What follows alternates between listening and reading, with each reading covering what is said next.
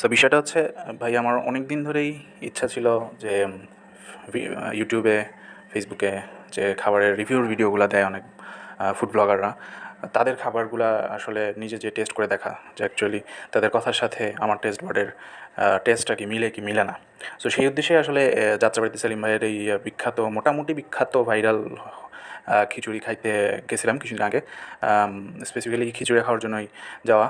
আর সেই টাইমে কিছু বৃষ্টি হতেছিল, বাট উনি ছিল আর বিক্রি করতেছিল, কিন্তু ভিডিওগুলোতে যেভাবে দেখা যায় যে খুব ভালো পরিমাণেই হচ্ছে খিচুড়ি বা পোলাও থাকে, বাট বাস্তবে আমি সেটা পাই নাই অ্যাটলিস্ট। আর 30 টাকায় হচ্ছে উনি শুধু খিচুড়ি আর ঝোল দিছে, আর সাথে ভর্তা ছিল না। উনি ভর্তাটা হচ্ছে গিয়ে বলছে যে এখন নাই, পরে আসবে।